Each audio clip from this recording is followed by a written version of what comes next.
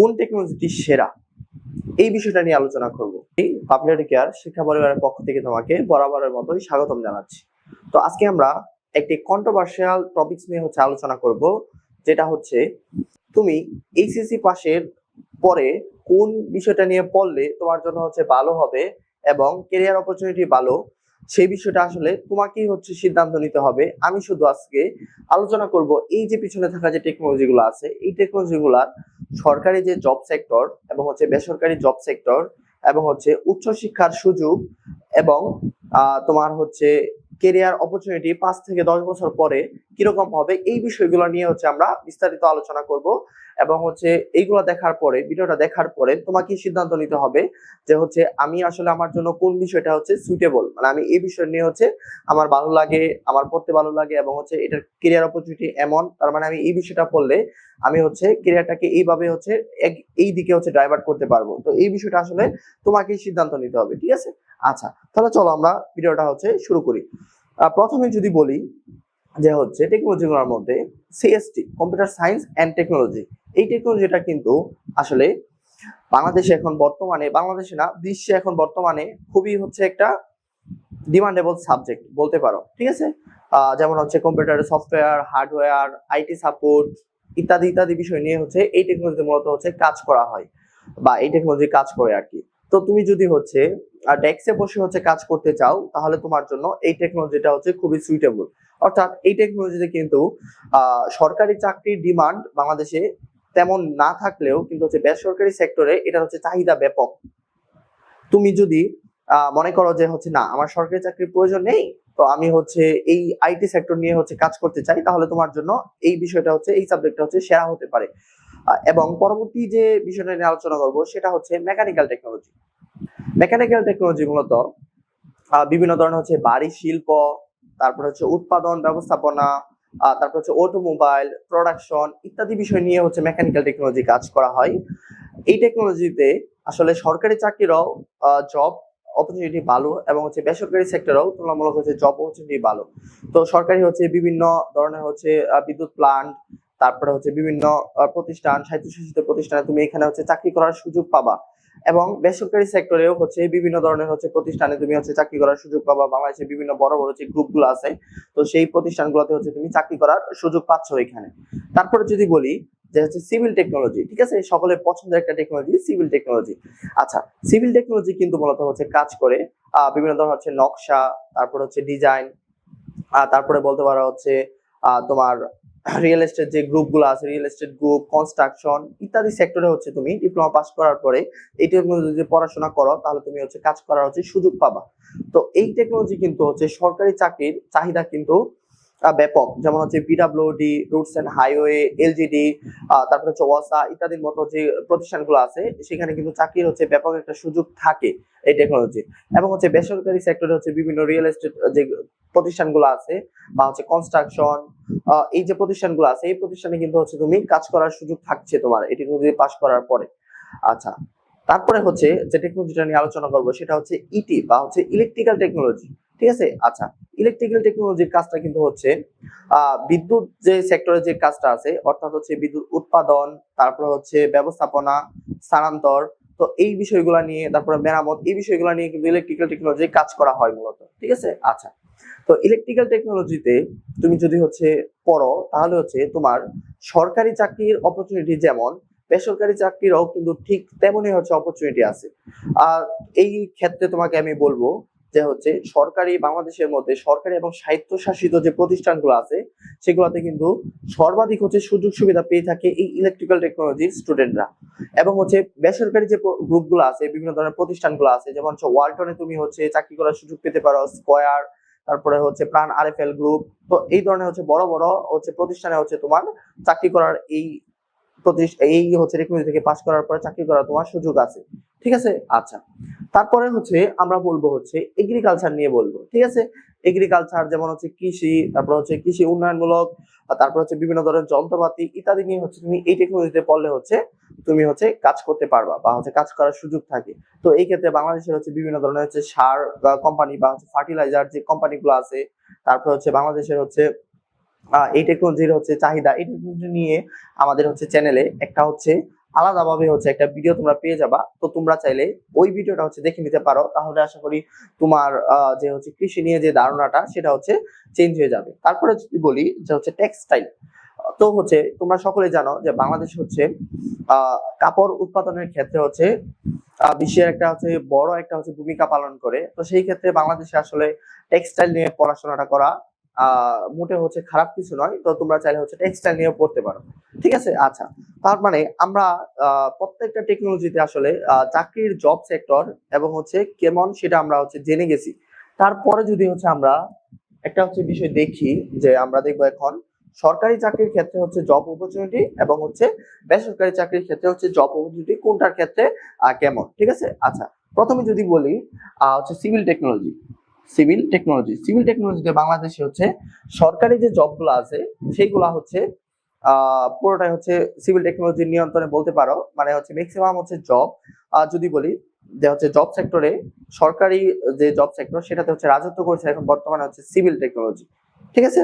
আচ্ছা, তারপরে যদি বলি বেসরকারি সেক্টরে আসলে সিভিল টেকনোলজির যে জব সেক্টর সেটা একটু কস্টের। তো বিভিন্ন ধরনের হচ্ছে রিয়েল এস্টেট কোম্পানি বা হচ্ছে কনস্ট্রাকশন কোম্পানিতে হচ্ছে কাজ করতে হয়, যেমন হচ্ছে সাইট ইঞ্জিনিয়ার বা হচ্ছে প্রজেক্ট ইঞ্জিনিয়ার হিসেবে কাজ করতে হয়। সেখানে হচ্ছে একটু চাকরিটা হচ্ছে একটু কষ্টের হয়ে যায় আর কি সকলের জন্য। তো তোমরা যারা হচ্ছে ওইরকম পরিশ্রম করতে পারবে না, তো তোমরা হচ্ছে অন্য টেকনোলজি চয়েস করতে পারো। তারপরে যদি বলি যে ইলেকট্রিক্যাল টেকনোলজি, ঠিক আছে, ইটি ইলেকট্রিক্যাল টেকনোলজির মধ্যে কিন্তু আবার হচ্ছে ইলেকট্রিক্যাল, ইএনটি দুইটি পড়ে। তো আসলে 2022 প্রবিধানে কিন্তু আসলে প্রত্যেকটা টেকনোলজিকেই কিন্তু হচ্ছে মাদার সাবজেক্টের সাথে হচ্ছে এড করে দেওয়া আছে। অর্থাৎ তুমি ইলেকট্রনিক্সে পড়লেও কিন্তু হচ্ছে ইলেকট্রিক্যাল টেকনোলজির যে সাবজেক্ট গুলো বা হচ্ছে যে জব সেক্টর গুলো সেখানে হচ্ছে তুমি চাকরি অ্যাপ্লাই করতে পারবা, আবেদন করতে পারবা। আচ্ছা, তারপর যদি বলি ইলেকট্রিক্যাল টেকনোলজি কিন্তু একটা হচ্ছে চমৎকার টেকনোলজি, যেখানে পড়লে তুমি বাংলাদেশের তো হচ্ছে ম্যাক্সিমাম হচ্ছে স্বায়ত্তশাসিত যে প্রতিষ্ঠানগুলো আছে সেগুলোতে হচ্ছে চাকরি করার সুযোগ পাবাই, পাশাপাশি হচ্ছে বেসরকারি সেক্টরে তোমার জব অপরচুনিটিটা ব্যাপক একটা জব অপরচুনিটি তোমার থাকবে। অর্থাৎ তুমি যদি মনে করো যে আমি হচ্ছে সরকারি চাকরি আমার হচ্ছে ওই রকম প্যাশন লাগবেই, এবং হচ্ছে যদি সরকারি চাকরি না হয় তাহলে আমি বেসরকারি সেক্টরে হচ্ছে একটা আধিপত্য হচ্ছে বিস্তার করতে চাই, তাহলে তুমি ইলেকট্রিক্যাল টেকনোলজিতে হচ্ছে পড়তে পারো, ঠিক আছে। আচ্ছা, তারপরে যদি বলি মেকানিক্যাল টেকনোলজি মেকানিক্যাল টেকনোলজির মধ্যে কিন্তু আবার হচ্ছে তোমার ধরো হচ্ছে অটোমোবাইল টেকনোলজি, পাওয়ার টেকনোলজি, তারপর হচ্ছে RAC refrigeration and air conditioning technology, এই টেকনোলজিগুলো কিন্তু অন্তর্ভুক্ত। আচ্ছা, তো এই টেকনোলজিতে যদি পড়ো তাহলে হচ্ছে বাংলাদেশের হচ্ছে যে হচ্ছে বিদ্যুৎ যে উৎপাদন ব্যবস্থাপনা যে বিষয়গুলো আছে এবং হচ্ছে কি অটোমোবাইল যে শিল্পটা আছে, তো এই বিষয়গুলো নিয়ে হচ্ছে তুমি কাজ করতে পারবা। মানে হচ্ছে বাড়ির যন্ত্রপাতি, ইঞ্জিন ইত্যাদি বিষয় নিয়ে হচ্ছে তোমাকে কাজ করতে হবে। তো এই মেকানিক্যাল টেকনোলজিরও কিন্তু সরকারি হচ্ছে সেক্টরে হচ্ছে তোমার হচ্ছে চাকরির হচ্ছে ডিমান্ড হচ্ছে মোটামুটি আছে, কিন্তু হচ্ছে আবার বেসরকারি সেক্টরেও কিন্তু এটার হচ্ছে ডিমান্ড ভালো। তার মানে এটা হচ্ছে তোমার একটা এভারেজ একটা টেকনোলজি, মানে যেখানে হচ্ছে সরকারি চাকরির জবও আছে আবার বেসরকারি চাকরির জবও আছে, ভালো মানে অপরচুনিটি ভালো আর কি। তারপরে যদি বলি যে হচ্ছে সিএসটি, তো সিএসটি হচ্ছে তোমার বেসরকারি সেক্টরে সিএসটি হচ্ছে চাহিদা ব্যাপক থাকলেও কিন্তু আসলে যাদের সরকারি চাকরি করার ইচ্ছা আছে, তো তাদের জন্য আসলে এই টেকনোলজিটা আসলে কিন্তু একটু মানে হচ্ছে সরকারি সেক্টরে জবটা একটু সংকুচিত। মানে হচ্ছে তেমন হচ্ছে সরকারি সেক্টরে হচ্ছে জব অপরচুনিটি নেই এই টেকনোলজির, কিন্তু হচ্ছে বেসরকারি সেক্টরে এই টেকনোলজির হচ্ছে জব অপরচুনিটি অনেক ভালো, এবং হচ্ছে সারা বিশ্বে এই টেকনোলজির জব অপরচুনিটি অনেক ভালো, ঠিক আছে। আচ্ছা, তার মানে আমাদের এই যে তিনটা টেকনোলজি দেখতে পাচ্ছ, সিভিল টেকনোলজি সেটা হচ্ছে কি সরকারি চাকরি যারা করতে চাও তাদের জন্য হচ্ছে খুবই হচ্ছে ভালো একটা সাবজেক্ট। এটা তোমরা হচ্ছে সরকারি চাকরির জন্য হচ্ছে যদি করার ইচ্ছা থাকে তাহলে তুমি সিভিল টেকনোলজি নিয়ে পড়তে পারো। তারপরে ইলেকট্রিক্যাল টেকনোলজি সেটা হচ্ছে তোমার সরকারি এবং বেসরকারি দুইটা সেক্টরে হচ্ছে এটার জব অপরচুনিটি অনেক ভালো, ঠিক আছে। তো সরকারি যে স্বায়ত্তশাসিত যে প্রতিষ্ঠানগুলো আছে সেখানে হচ্ছে এর জব অপরচুনিটি অনেক বেশি। তারপরে হচ্ছে সরকারি সেক্টরের জব অপরচুনিটি আছে এবং বেসরকারি সেক্টরে এর জব অপরচুনিটি অনেক ভালো।